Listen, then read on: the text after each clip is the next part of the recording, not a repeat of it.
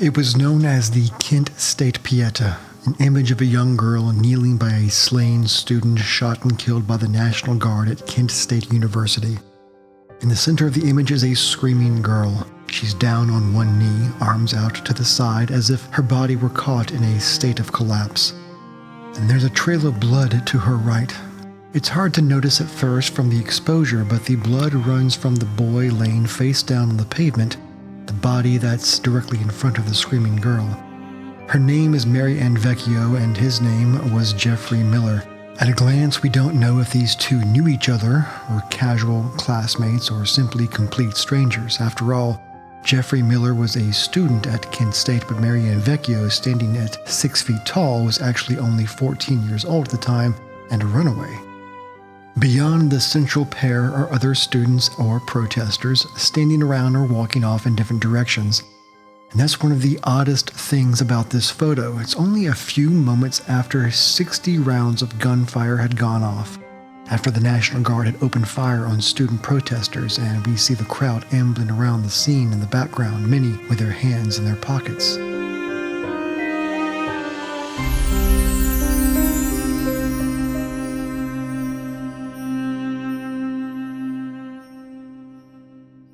Vecchio is wearing a white neckerchief along with a pair of dirty pants and a shirt.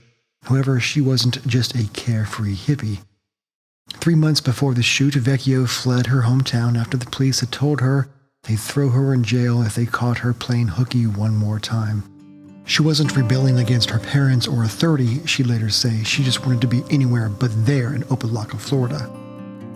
She'd end up hitchhiking across the country, sleeping in fields, fast food joints, or anywhere else she could manage. Money for food was earned by working here and there, and this income would be shared with other kids she met up with along the way. Though a runaway and confronting the big outside world at such a young age, she enjoyed seeing the country and meeting new people. Eventually, she'd arrive at Kent State in northern Ohio, where on May 4th, student protests erupted again over President Nixon's decision to invade Cambodia.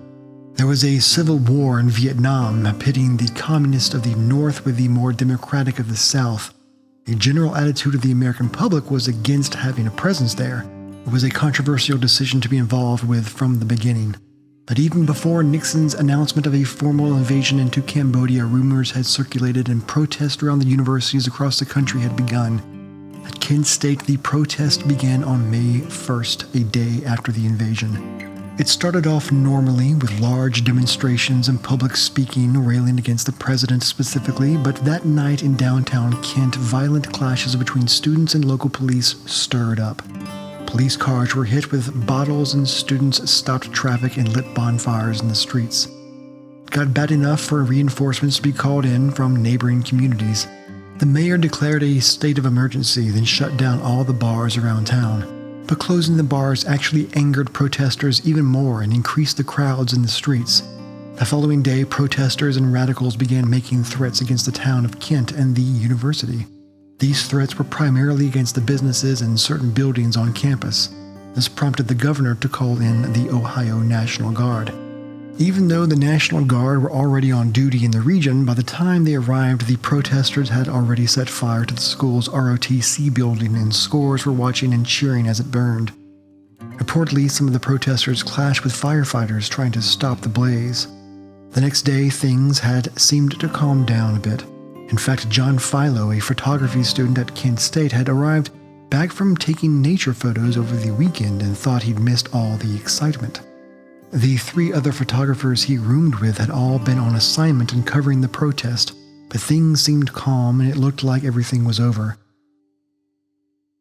Undeterred, Filo grabbed his camera and headed out during lunch break to see if he could get any photos of what he missed. He followed a National Guardsman making his way across the campus and then saw a person waving a black flag on a practice field across the way. Filo snapped a photo. Across the opposite direction, a young girl in dirty jeans and a white neckerchief struck up a conversation with a boy in bell-bottoms. They talked for a bit until both had noticed a student waving a black flag taunting the National Guard troops. Filo thought he had a winner of a photo, a protester waving a black flag with the National Guard being called upon to meet their resistance. It was the best photo he'd ever taken, he thought. Student protests being met with armed force. An estimated 3,000 protesters and spectators were scheduled to gather that day on the University Commons. National Guard jeeps rode around announcing via bullhorn for the crowd to disperse, but the crowd refused. They began shouting and throwing rocks at the guardsmen. John Filo, with his camera in hand, girl in the dirty jeans and white neckerchief, and the boy with bell-bottom pants all watched as the guard pulled back from the shouting students throwing rocks, moved across the field, marched up the hill, and finally began firing at students. John Filo didn't think it was actual live ammunition. He lifted his camera to take a picture of a guardsman that seemed to be taking aim at him. But before he could take a picture, the gun went off. The bullet hit a metal statue and took a chunk of bark out of a tree. He couldn't believe he hadn't been hit. He looked around and realized people around him had been wounded. When he looked down the hill, he saw the still body of a boy in bell-bottom pants, Jeffrey Miller, lying face down in a pool of blood. It was clear he was dead. Other people were hiding and limping away. He only had about 2 more frames of film left in his camera. He wasn't sure. That was when he saw the 14-year-old Mary Ann Vecchio approach the fallen body. As she approached, Filo said he could see the emotion building up in her face. He saw it building, and so he reached for his camera, and then she let out a scream. Whatever reservations he had about preserving film had left him.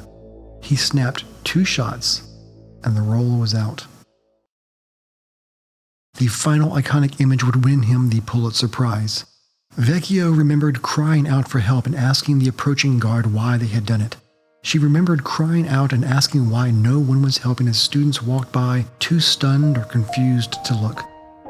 She had only known Jeffrey Miller for 25 minutes. There were other bodies nearby.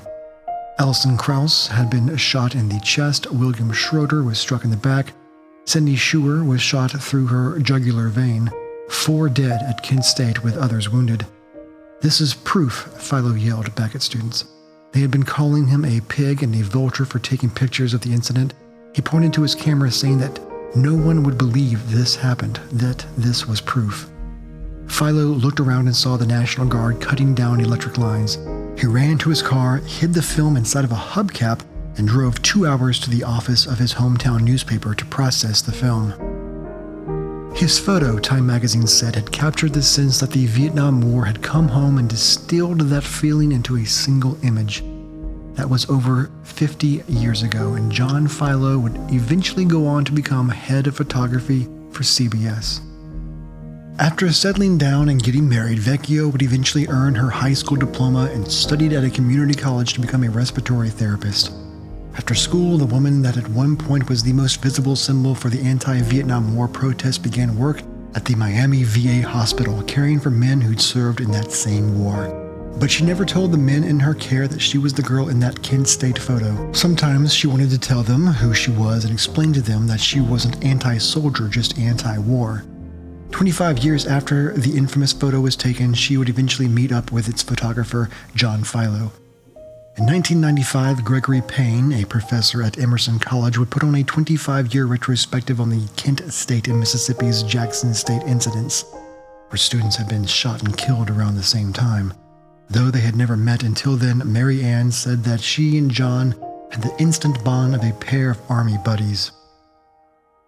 After the retrospective, John gave her a signed copy of the photo. The inscription read, "For the courageous Mary Ann Vecchio, I cannot fathom how this photograph affected your life. Proud to call you a friend."